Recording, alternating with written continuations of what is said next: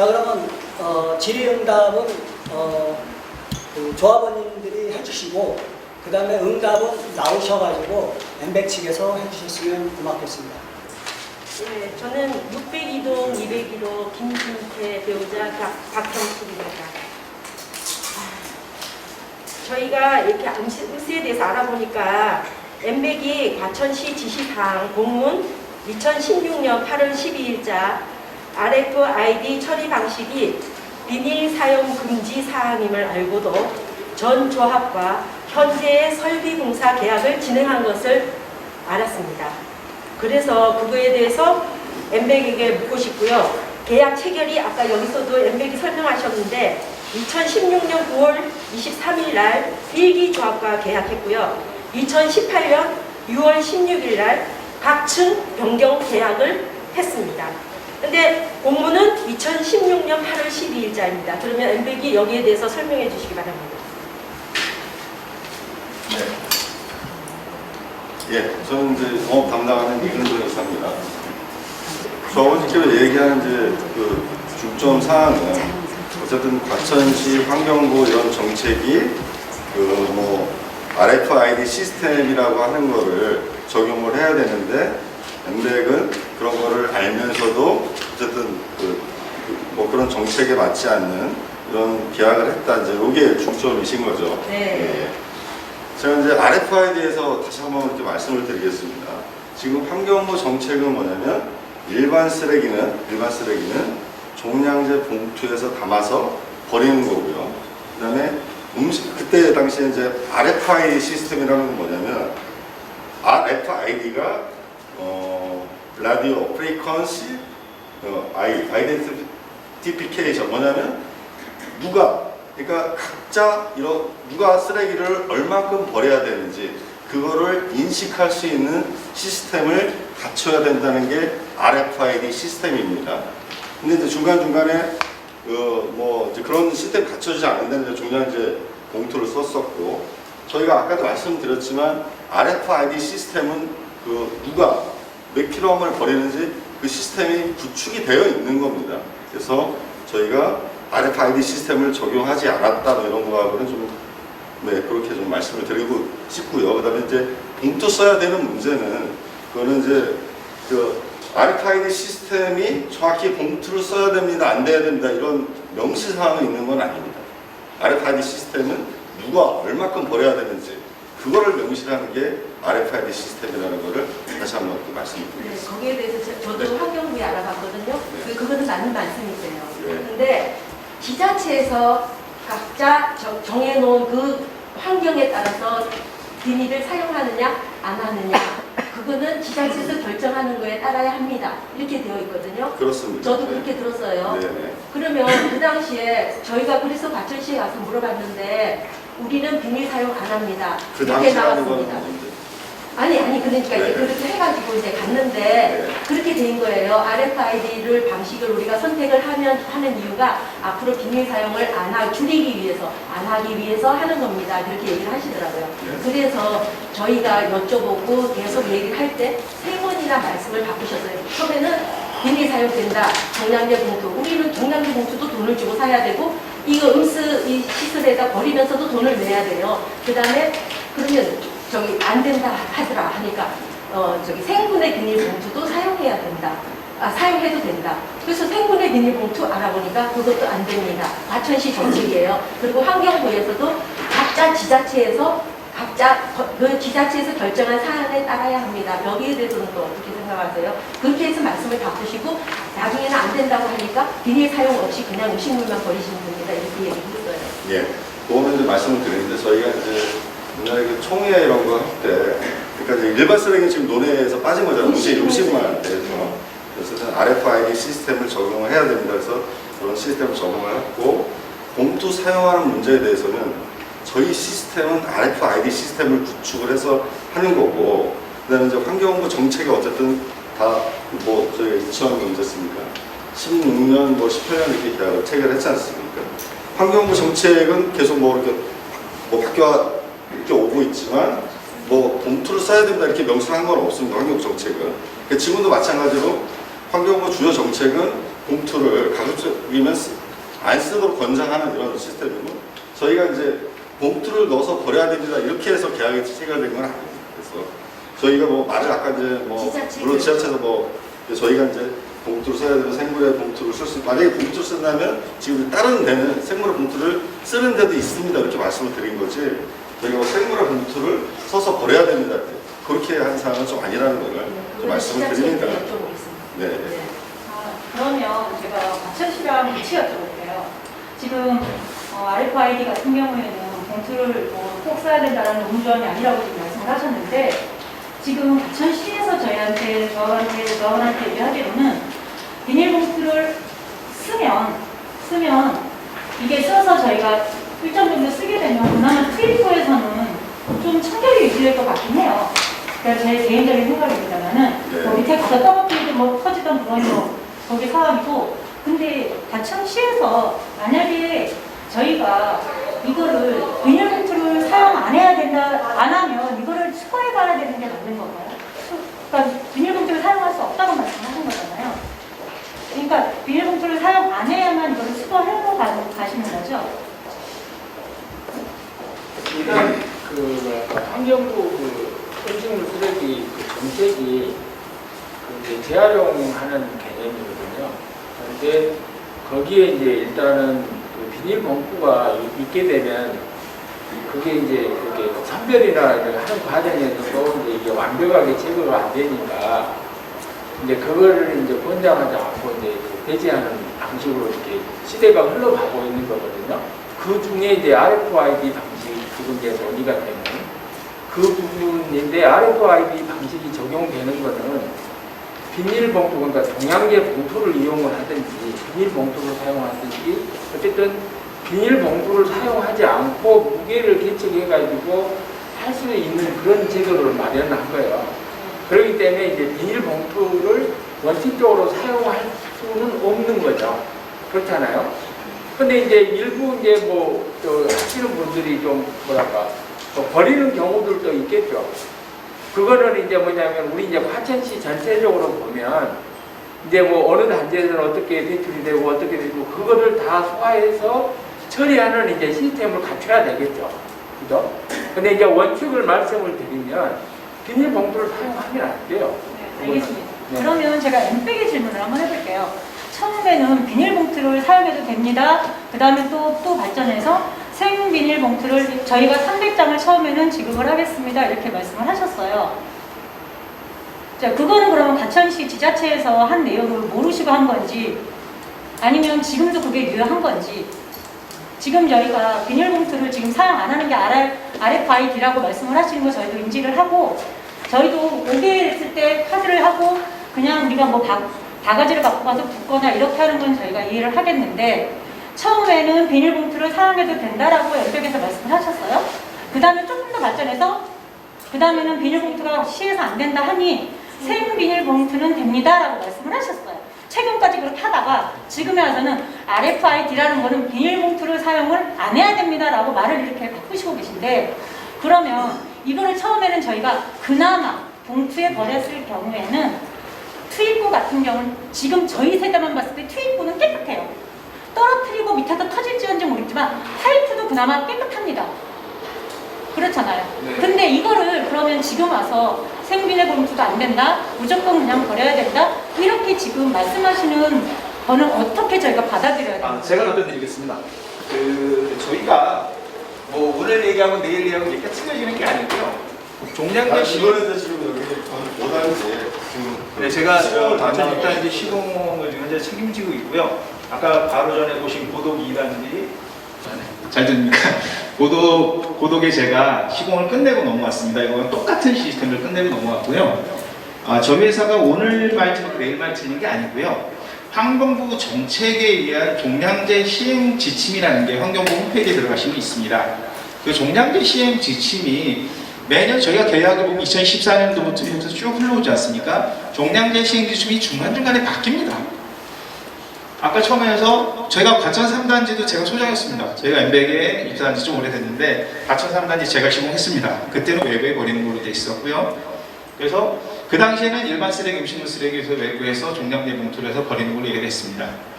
그 이후에 환경부에서 이 종량제 시행 지침이라는 건 쓰레기 양을 줄이기고자 하는 겁니다. 우리나라에서 지금 뭐 해양특이라든가 소각이라든가 이런 문제가 있기 때문에 이거는 주민들한테 돈을 받고자 하는 목적이 아니고 쓰레기 양을 줄여달라는 취지에서 시작을 한 거고요. 그 정책이 바뀌면서 그 정책에 따라서 저희가 얘기를 하다 보니까 뭐 종량제 봉투 얘기가 나왔다가 서울시가 전체 쓰레기 봉투를 생비닐 봉투로 쓴다는 얘기도 있었어요, 한때는요. 그래서 음식물이고 일반용 생비닐 봉투를 써서 매립을 하면 된다, 일반 쓰레기를. 그런 얘기도 있었는데 또 지금 들어갔습니다. 그러니까 정책이 자꾸 바뀝니다. 또 그리고 종량제 시행 지침을 보시면요, 저희가 최종 처리 단계가 뭐냐에 따라서 좀 바뀌는 부분이 좀 있습니다. 저희는 그냥 법에 지금 현재 시행 지침에 나와 있는 대로, 네, 시행 지침에 나와 있는 대로 잘 들리죠? 아니요, 괜찮습니다. 네, 시행 지침에는 어떻게 되어 있냐면요, 좀 조심스럽습니다, 제가 이 말을 하기는. 근데 시행 지침에는 정확히 명기되어 있습니다. 근데 그게 해석에 따라 틀리라고 그러더라고요. 제가 환경부에 저도 질의를 해봤는데 최종 소각을 할 경우에는 종량제 봉투를 써도 된다는 말이 있습니다, 거기에. 그러니까 그거를 저희가 믿고 했던데, 요즘 또 질의를 해보면 또 그게 또 그 법은 지금도 나와 있어요, 그대로. 근데 안 된다 또 그러는 거예요. 저희가 왔다 갔다 하는 게 아니고, 저희는 그 정책에 준해서 얘기를 드릴 수밖에 없기 때문에. 네, 그렇습니다. 말씀 다 하셨습니까? 네네. 네, 저는 일단지 대의원 김만길입니다. 지금 엔백에서 RFID 방식에 대해서 종량제 비닐봉투 사용을 금지한다는 명분은 없다, 하셨지 않습니까? 물론 맞습니다. 그런데 RFID 방식의 그 종량제 사용하는 기본 원칙이 두 가지입니다. 첫째는 음식물 쓰레기를 죽이는 거죠. 개인이 자기가 배출하는 양을 계량해서 거기다가는 말하자면 비용을 본인이 부담하게 하는 그런 방식이 첫째죠. 그러니까 이제 음식물 쓰레기를 양을 줄이자라고 하는 건데, 두 번째는 뭐냐면은 이게 그래서 이제 종량제 봉투를 억제하는 이유가 바로 뭐냐면은 음식물 쓰레기 재활용, 폐기라든가 사료라든가 비료라든가 이런 것으로 재활용할 수 있는 친환경적인 그런 방향으로 가자라고 하는 것입니다. 그렇기 때문에 이 봉투, 종량제 RFID 방식의 쓰레기 처리하는 데 있어서 중요한 게 종량제 봉투를 사용하지 말라고 하는 겁니다. 기본적인 억제하는 겁니다. 물론 법적으로 금지되어 있지는 않은 것만은 분명합니다. 그렇지만 정책적으로 종량제 봉투를 사용하지 말라고 권고하는 겁니다. 그게 친환경 정책입니다. 그런데 엔백은 친환경을 목적으로 하는 회사이지 않습니까? 자동집화 시설도 친환경 정책이라고 아까 주장을 하셨지 않습니까? 근데 이 친환경 정책에 정면을 역행하는 방식입니다. 그렇기 때문에 저희들은 문제 제기하는 겁니다. 이것을 종량제 봉투들, 비닐 봉투들은 사용해서 버리게 되면 그것은 결국은 소각 처리하는 수밖에 없어요. 그걸 재활용해서 비료라든가 사료라든가 이런 재처리할 수 있는 방법이 없다라고 하는 겁니다. 더군다나 과천은 지금 친환경 정책을 추구하는 지금 답변 드리겠습니다. 전망도시입니다. 네. 잠깐만요. 지금 선생님 말씀하신 거는 지금 RFID 자체가 지금 비닐을 사용하지 말아라고 하는 권고 사양이라고 말씀하시는 게 동의하시죠? 아닙니다. 자, RFID는 어떤 거냐면요. 아니, 그러니까 잠깐만요. 지금 아까 말씀하셨을 때 네. 정책에 RFID의 아이디는 기본적으로 비닐봉투를 사용하지 마라, 사라 이런 게 없다고 지금 말씀하셨잖아요. 자, 잠시만요. 제가 설명을 드릴게요. 무슨 내용이냐면요. RFID는 봉투를 쓰는 시스템이 봉투를 쓰라 안 쓰라가 아닙니다. 근본적으로. RFID를 만약에 주택단지에서 만약에 쓸 경우에는요, 거기다 RFID 칩을 붙입니다. 개인들이 칩을 붙여놓고 그 칩을 갖고 가는 사람이 누가 버렸는지를 인식하는 게 이게 RFID 시스템입니다. 그거를 이해를 못하는 게 아니고 지금 아까 회장 소장님이 말씀하실 네네. 때 저희가 비닐봉투를 사용하면 시청에서는 수거를 못 해간다고 지금 말씀을 하셨어요. 네. 그렇죠? 네. 근데 아까 분명히 문의를 했을 때 지금 비닐봉투를 사용하지 마라 이런 말은 없다고 분명히 말씀드렸어요. 네, 없습니다. 그렇죠? 네, 없습니다. 그러면 저희가 만약에 봉투를 그 투입을 깨끗하게 하려고 네. 봉투를 사용을 만약에 했습니다. 네네. 그러면 시청에서는 수거를 안 해요. 네. 이건 어떻게 하십니까? 자, 지금 제가 아까 같이 설명을 드리겠습니다. 못 때문에 했는데 제가 찾아봤습니다. 2012년 6월 8일 국가정책조정회의에서 뭘 지침으로 내렸냐 하면은 정부가 결정했냐면요. 음식물 쓰레기 재활용, 사료 퇴비를 위해 종량제 봉투의 배출을 금지함 그렇게 명시되어 있습니다. 제가 설명드리겠습니다. 그게 저 정부의 정책입니다. 네, 정부 정책은요. 자, 음식물 쓰레기, 일반 쓰레기 전부 다 자원화하라는 얘기입니다. 쓰레기를. 자, 쓰레기를 자원화하는 방법에는요. 퇴비가 있고요. 사료가 있고 소각장에 그 소각의 여론으로 써서 지역 난방공사에 스팀을 보내준 여론을 보내주는 것도 재활용입니다. 똑같이. 현재 과천시는 음식물 쓰레기, 일반 쓰레기가 있고요. 음식물 쓰레기는 건조 후에 소각장으로 가서 소각해서 여론으로 씁니다. 그래서 그 여론에 대해서 발생한 열을 지역 난방에 보내줍니다. 이게 재활용의 모토입니다. 바로. 그러니까 소각이다. 뭐가 이게 문제가 아니고 그것 또한 같은 겁니다. 네, 제가 충분히 얘기했는데요. 지금 과천시청에서도 노명환 팀장님 나와 계신데 지금 저희가 제가 이걸 갖고 있어요. 하나는 왼쪽은 2016년 8월 12일자 과천시장님께서 각 재건축 조합 단지에 보낸 공문입니다. 여기에 보면 명문화되어 있어요. RFID 방식으로 해라. 방행 규정입니다. 준수사항이에요. 그리고 2020년 저희가 문제 제기하니까 2020년 5월 15일자 공문이에요. 올해죠. 한 달 조금 더 지났네요. 여기에 보시면 음식물류 폐기물 배출 시 RFID 방식을 적용하여야 하며 비닐 봉투 사용을 금지하여야 함. 이렇게 강행 규정으로 되어 있어요. 이거 좀 카메라로 잡으실래요? 이거는 2016년 8월 12일자 공문이고요. 요거는 2020년 5월 15일자 과천시장이 우리 전체 과천 재건축 조합단지에 보낸 공문입니다. 자, 그러면 저희 조합원들은 누구의 지침을 받아야 됩니까? 그 질문부터 답변해 주시죠. 자, 엠백의 말을 들어야 됩니까? 아니면 과천시장의 말을 들어야 됩니까? 과천시의 정확한 그들이 맞습니다. 맞죠? 네, 그러면 과천 노명환 팀장님 이거에 대해서 분명하게 여기서 좀 정리 좀 해주셔야 될 것 같아요. 왜냐하면 나중에 이 엠백 공사가 끝나면 준공 허가권을 갖고 있어요. 맞습니까? 엠백이 누구한테 마지막에 이거 준공 허가를 받죠? 과천시죠. 네. 그러면 여기서 과천시장이 보낸 공문을 위반한 거 아니에요? 만약에 거기에 비닐을 사용한다면 그거에 대해서 명확하게 좀 여기서 정리 좀 하고 다음 질문에 넘어가도록 하겠습니다. 과천시 유명한 환경위생과 팀장님 RFID 방식 저희 제공합니다. 자, 비닐, 생비닐 포함 사용할 수 있습니까? 없습니까? 공문에 안정해 드린 대로 그 내용하고 동일합니다. 강행 규정으로 딱 되어 있어요. 그래서 이 문제는 저희는 과천시청의 말을 믿을 수밖에 없고 과천시청의 지시를 받아야 합니다. 왜냐하면 인허가를 다 지금 재건축조합에 일어나는 여러 가지 일들을 인허가 기관 아닙니까? 자, 다음 질문 또 있으면 해주시죠. 또 있어요? 네. 602동 101호 조합원 김진태 조합원의 저 박경숙입니다. 저는요 저급평수 아파트를 했어요. 근데 저층하고 저급평수 아파트에는 설계를 도면을 봤어요. 엘리베이터 홀 앞에 창문이 없는 곳도 있고 세 세대가 있는데 하나밖에 없는 데가 있어요. 또 환기통의 성능이 얼마나 되는지 모르겠지만 환기통도 없는 데가 있어요. 근데 이 엠백은 시험 성적서, 항목에 들어가는 냄새, 소음을 측정하는 기관, 방법, 그리고 통과 기준치를 문서로 제출해 주실 수 있는지 그거 여쭙고 싶습니다.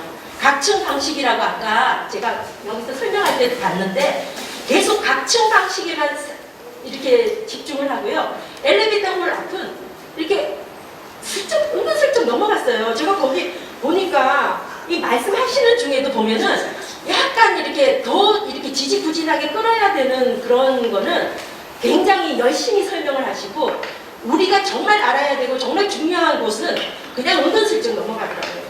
제가 여기에 대해서도 문서로 제출해 주시기 바랍니다.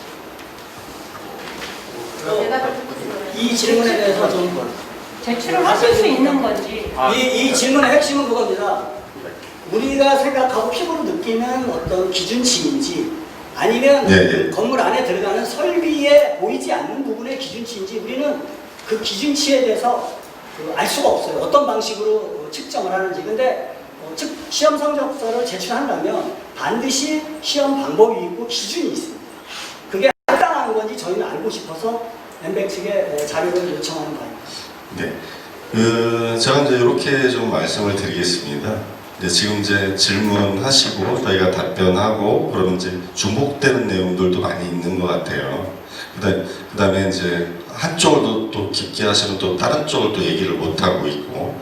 근데 저희도 이제 조합원님들께서 우려하시는 사항들을 알고는 있고, 그래서 저희가 이제 그러면 질문, 응답 이런 거를 저희가 좀 나름대로 준비를 한 게 있습니다. 그래서 전체적으로 지금 질문하시는 내용들이 좀 있습니다. 그래서 그거를 저희가 쭉 이렇게 설명하는 게 오히려 좀 더 나을 것 같습니다.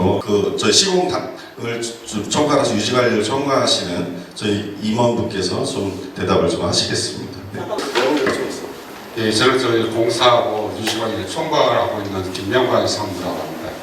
그래서 좀 질문하실 것들에 대해서 좀 저희가 먼저 답변을 좀 드리기를 하겠습니다. 가장 이제 관심이 있어 하시는 것들은 엘리베이터 튜브 냄새 나지 않나 문제일 것 같은데요. 사실 이 부분에 대해서 이 부분에 대해서 저희가 뭐 어떤 적극적인 거나 여러 가지 설명을 드려도 사실 다른 데 냄새가 나는 데도 이미 있으니까 조합원들께서 잘 수용하기가 좀 어려우실 것 같고요. 일단 제가 설명을 드리고 나중에 혹시 기회가 되시면은 저희가 최근에 준공하는 현장들 한번 방문하셔서 보셔도 좋겠다는 말씀을 드리고요. 그 다음에 이제 요 관련해서 간단하게 원리적으로만 좀 설명을 드리면은 여기 제가 이제 이걸 입상관이라고 표현을 하는데 여기 입상관 자체는 밖에 복도보다 더 낮은 암장, 음압이 형성이 되어 있습니다. 그래서 이 입상관 안으로 바람이 빨려 들어가는 현상이 되고요. 그러다 보면 주민이 사용할 때 투입구를 개방을 하면은 바람이 투입구 쪽으로 이렇게 빨려 들어가서 올라갑니다. 그런 원리를 이용해서 현재는 악취가 나지 않게 하고요. 나중에 요것들을 지금 여기 보신 것처럼 저희가 시간당 2,580cm 정도인데 사실 이제 화장실에 쓰고 있는 것들이 한 100cm 정도밖에 안 되니까 이것보다 훨씬 큰 압력을 지금 여기다 걸어놓고 있어서 냄새가 밖으로 나오거나 하는 것들은 저희는 차단하고 있다는 말씀드리고 물론 혹시 사용하다가 시설이 고장이 나면은 냄새 나올 수 있습니다. 아까 송도에 갔다 오셨다고 하는데 송도는 지금 그 전에 운영하는 업체가 송도에 적용되어 있는 택지 현장에 적용이 됐습니다. 그래서 그 운영하는 업체는 저희가 말하는 사업장이라고 해서 시소방 시설만 유지관리를 하고 있고요. 아파트 내의 시설은 유지관리를 하지 않습니다. 그래서 아까 그 말씀하시기에 혹시 시설이 어느 부분이 고장이 나 있는데 그럼에도 불구하고 현재 수리가 안 돼서 그런 현상이 발생하지 않는가 하는 걱정이 좀 있고요. 그래서 저희 여러 가지 말씀드렸습니다. 어쨌든 요거에 대해서는 저희 현장을 한번 보시면 좋겠다는 걸 말씀드리고요. 여기 보시면은 저희가 이제 음압이 제대로 걸리고 있나를 저희가 이제 각 층마다 각 투입마다 다 테스트를 하는데 이렇게 라이트아프를 켜서 보면 아주 빨려 들어가는 현상들을 보실 수가 있다. 그 다음에 지하 주차장 냄새 혹시 문제가 말씀하시는 것 같은데요. 기본적으로 저희 시스템 자체는 전체가 다 1대1 개념으로 시스템이 구성이 되어 있고요. 요 전체가 다 음압이 걸려있는 현상이 운전할 때에 그 다음에 요것들은 이제 아시겠지만 각 투입구에서 각색 투입구 내려와서 요 배관이 강관으로 되어 있어서 강관을 통해서 집화장에 모이게 되고요. 집화장에 모인 쓰레기 역시도 컨테이너에 다 기밀로 해서 다 닫혀있는 상태가 됩니다. 그래서 요 냄새가 혹시 걱정스러워 지하 주차장에서 냄새가 나는 것들에 대해서 걱정하시는 것 같은데 저희가 이제 시설을 계속 유지관리를 한다고 하면은 이런 부분들은 어쨌든 냄새 전혀 없도록 제가 철저하게 좀 유지관리를 할 거고요. 만약에 그런 부분에 대해서 혹시 향후에 유지관리할 때 불만사항이 있다고 하시면 제가 그것들에 대해서는 모든 부분에 대해서 냄새가 나지 않도록 제가 대응을 하겠습니다. 몇 년 거예요? 뭐가? 그러니까 냄새를 안 나오게 유리구슬을 친다 했는데 일단 이제 전체적으로 한번 듣고 나서 또 다시 네. 그렇게 하시죠. 일단 답하시니까 일단 저희가 시설들 유지 보수를 저희가 하고 있으면은 저희가 하는 동안은 다 계속 냄새가 나지 않도록 관리할 겁니다. 그다음에 아까 투입한 아까 말씀하신 거 넘어가겠습니다. 그다음에 저층부의 소음 혹시 이제 뭐 궁금들 하시는 것 같은데요. 저희가 구조가 각 층에서 이렇게 쓰레기를 먹으면 이 셔틀을 타고 이렇게 내려옵니다. 그럼 이 배출관루가 현재 지금 지하에 설치가 되어 있고요. 그럼 쓰레기가 떨어져서 이 배출관루 상단에 얹혀 있고 저희가 하루에 만약에 1회에서 2회를 운전한다고 하면은 쓰레기가 이 정도 찰 겁니다. 이 정도. 그러면 저희가 운전을 이제 쓰레기가 이 정도 차면은 이 시설을 밸브를 개방을 해서 운전을 하는데 이 밸브를 개방할 때 잠깐 소음 발생하는 건 사실입니다. 그렇지만 그 소음이 주거동이나 주변의 주민들한테 전달되지 않을 거라는 걸 말씀드리고요. 그 다음에 이것도 이제 밸브 개방하는 것들이 저희가 이제 시스템 운영하는 거 보면 약 15초 정도밖에 안 됩니다. 그래서 그로 인한 그 소음으로 인한 민원은 다른 현장에 지각이 없었다는 걸 좀 말씀드리겠습니다. 그 다음에 이제 그 관련해서 그 소음 관련 기준들이나 그다음에 그 저희가 이제 시설을 준공하고 나면 관련해서 그 소음 관련 기준, 그 다음에 악취 관련 기준, 진동, 환경부에서 전환이 요구대로 다 성능 검사 다 하고요. 그 성적서는 정식적으로 인정된 기관에서 성적서가 발행이 될 거고요. 그것들을 저희가 이제 준공할 때 다 제출을 해드리도록 하겠습니다. 결국 다음.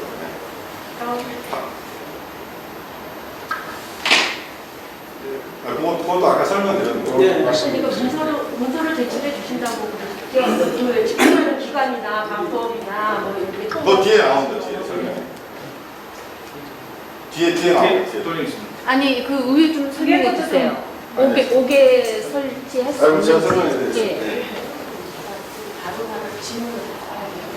예. 뭐 이런 얘기도 있었는데요. 지금 뭐 변경전, 뭐 이렇게 이제 뭐 5개 투입 방식 이런 것도 있었는데 건축 공정상 그거는 뭐 불가능하다고 이렇게 좀 말씀을 드리고요. 예.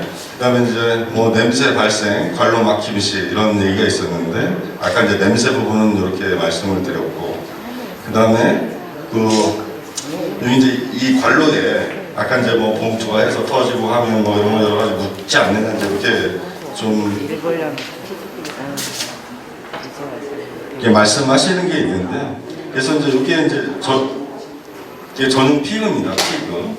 요거를 이제 투입구에 넣어서 요거를 집화장을 당기면 관로에 막혀 있는 그런 찌꺼기들이 다 당겨오는데 요거를 이제 주기적으로 저희가 2달에 한 번 정도 이렇게 좀 할 거고요. 지금 이 건설 사업을 봤을 때 입상간에 여기서는 청소가 될지 모르지만 이 부분은 안 되잖아요. 청소. 네, 그거 전체적으로 제가 말씀을 드린 다음에 다른 청소를 한다고 하는데 이 부분은 내려가지만 이 부분은 안 됩니다. 제가 전체적으로 설명을 드린 다음에 또 다시 질문하시면 되겠습니다. 예. 그래서 이제 이런 청소 장치 어떤 뭐 이런 설비를 좀 갖추고 있다는 걸 좀 말씀을 드리고요. 네. 그다음에 이제 아까 뭐 각층 투입구 계단실이 아니면 뭐 엘리베이터 최초로 설치를 뭐 이게 있는데 뭐 서초 아트자이나 용산 뭐 이렇게 주상 복합에 있는 엘리베이터 바로 옆에 이렇게 뭐 설치한 사례는 좀 있습니다. 그래서 이런 것들이 좀 있는데 어쨌든 이런 부분들은 이제 관리가 좀 잘 되는 것 같습니다. 그래서 참고로 저기는 큰 평수입니다. 55평, 60평, 80평, 100평입니다. 우리처럼 좁은 평수가 아니라는 사실을 알아주셔야 돼요. 예. 그다음에 이제 이거는 좀 다음이고요. 그다음에 이제 아까 이제 성적서 이런 거 좀 말씀을 하셨지 않습니까? 그래서 저희가 계약서에도 이렇게 명시가 되어 있습니다. 저희는 공사를 수행하고 이에 따른 시험 성적서, 환경 성실 기준서를 갑에게 제출하기로 한다. 그래서 이제 저희가 고도 이렇게 이제 한 실험 결과 보고서입니다. 성능 테스트 결과 보고서. 요거는 이제 저희가 테스트를 한 건 아니고요. 이렇게 이제 전문적으로 이런 거를 하시는 뭐 협회를 통해서 이렇게 이제 성적서를 발급을 받아서 이렇게 제출을 할 건데, 그러면 여기에 이제 어떤 내용들이 있느냐 이제 이렇게 보시면 뭐 소음 관련, 그다음에 뭐 이렇게 보면 집화장, 뭐 운전 시간, 그다음에 악취, 뭐 이런 거 등등 이런 거 종합적으로 이렇게 해서 성적서를 받아서 이렇게 이제 조합에 다 제출을 할 겁니다. 준공 전에. 네. 네, 이상입니다. 네. 시험 성적서 관련해서 제가 추가적인 질문을 드리면요. 이런 그 항목들을 어떻게 나중에 조사하는지 결과표를 받으면 이미 그때는 준공이 다 끝나고 늦거든요. 저희 관점에서는. 그래서 미리 어떤 방식으로 실험을 하는지 이 실험을 하는 이 시험 성적서를 발급해주는 기관에 가면 그게 있습니다. 그래서 그거를 조합에 좀 제출해 주셨으면 하는 게 바람입니다. 그래야 우리가 어떤 방식으로 이걸 하고 이 문제점은 없는지 그거를 저희는 알고 싶은 거죠. 아셨습니까? 예, 참고로 그 시험하는 방법에 대해서는 재건축에 대해서는 따로 시험 방법을 정해 놓은 게 없고요. 단지 저 시험한 방법에 대해서는 그 NH나 그다음에 공공기관들에서 시험 방법들을 규정을 해놨습니다. 그래서 그 시험 방법들을 하고 아마 그 시험 방법들은 환경부 기준에 다 명기되어 있는 내용들을 저기 알고 있고, 저희 시험 방법을 제가 임의적으로 하거나 그렇지는 않습니다. 그러니까 그 방법을 좀 조합에 제출해. 네, 그래서 저희가 그 준공하기 전에 시험하기 착수하기 전에 저희가 시험 계획서를 제출을 하고 거기에는 역시 시험 방법 어디 다 기준치가 명기가 돼서 저희가 제출할 겁니다. 알겠습니다. 고맙습니다. 지금 이렇게 보니까 음식물 쓰레기 처리 문제의 핵심은 음식물 쓰레기 투입구 냄새 처리인 것 같아요. 근데 그 얘기는 지금 아직 안 나오고 있거든요. 음식물 투입 기계적으로 지금 성능적으로 엠백의 시스템에 대해서 문제가 없으니까 지금까지 영업을 하고 계속 진행을 하고 있지 않습니까? 근데 저희는 외부면은 냄새는 바깥으로 이렇게 퍼지니까 상관이 없는데 이게 60년 만에 최초로 뭐 엘리베이터 홀에 이게 투입구가 지금 적용이 되잖아요. 그죠? 자, 그러면 안으로 음식물이 들어가면 상관없어요. 이게 내가 시스템 이거 하니까 밀어넣으면 그냥 툭툭 떨어져요. 땡기면 안으로 해서 거기에 고인다. 그죠? 맞죠? 자, 그러면 비닐을 투입하면 밀어버리면 비닐이 떨어지니까 그나마 상관이 없어요.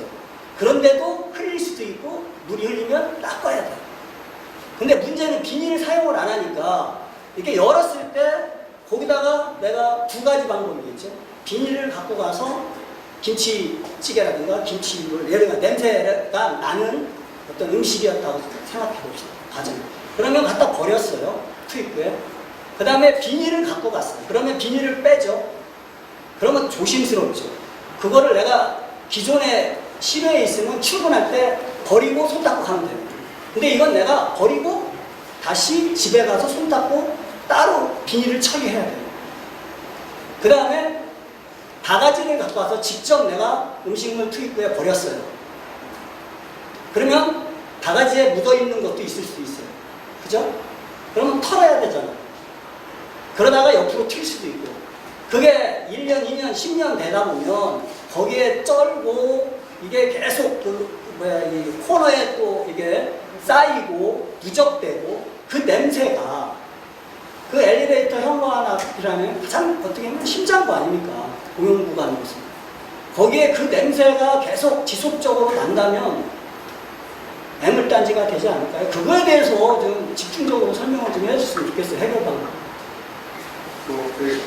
제가 추가 질문 거기에 대해서 추가해서 말씀드리면요. 제가 그 크린네코 관련된 언론 보도 제가 다 검색을 했습니다. 세종시부터 저 성도 신도시라든가 다 했습니다. 문제는 이 배관이 막힌다고 하는 겁니다. 그리고 흡입 장치가 고장난다고 하는 겁니다. 그럴 때 버릴 수가 없다고 하는 겁니다. 그래서 심지어는 저기 세종시 같은 데서는 이 크린네 시스템 그냥 놔두고 쓰레기차를 별도 또 운영을 한다는 겁니다. 이미 뭐 사고가 났던 남항주에서 사고가 났던 거, 사망 사고 같은 거 다 아시지 않습니까? 문제는 우리가 지금 우리 배관이 있죠. 이 입상관하고 이 행주관 다 합쳐서 13km 들어가요. 1,300m입니다. 1,300m를 관리해야 되는데 이제 쓰레기 던지면은 넣으면은 쓰레기만 음식 쓰레기만 넣습니까? 여러 가지 이제 예를 뭐 막대기 같은 거 넣을 수도 있습니다. 큰 거 넣을 수도 있습니다. 막힙니다.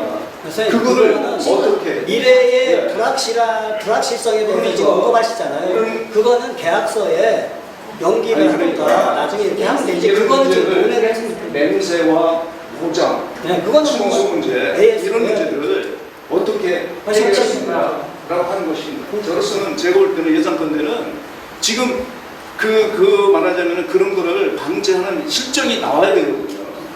실적이 확실하게 우리가 믿을 수 있는 근거가 나와야 되는데 근거가 없습니다. 자, 그러면 두 가지 질문 드릴게요. 하나는 건물 안으로 들어가기 때문에 안의 문제는 저는 별로 고민을 안 합니다. 왜냐하면 그거에 대해서 엠백이 계약서가 있기 때문에 책임을 져야 되고 또 AS도 해야 되고 또 기간도 있고 이거는 걱정을 안 하는데 저는 가장 오늘 토론의 설명의 핵심이 냄새 문제입니다. 냄새. 근데 지금 배관의 냄새는 나름대로 뭐 기술력으로 충분히 했다고 뭐 말씀하시는데 투입구의 냄새는 어떻게 해결할 거냐. 그게 지금 핵심 쟁점인 거예요. 투입구의 냄새를 해결하지 않으면 저희는 냄새 문제로부터 자유롭지 못하거든요. 근데 비닐을 사용하면 밑으로 낙하되기 때문에 냄새가 덜한데 비닐을 사용 못하고 거기에 직접 이렇게 버리는다는 전제하에서는 냄새 문제로부터 자유롭지 못하다는 게 지금 현재 제 생각이거든요. 그래서 그 문제를 같이 말씀 좀 해주셨으면 좋겠습니다. 어떻게 해결할 것인가?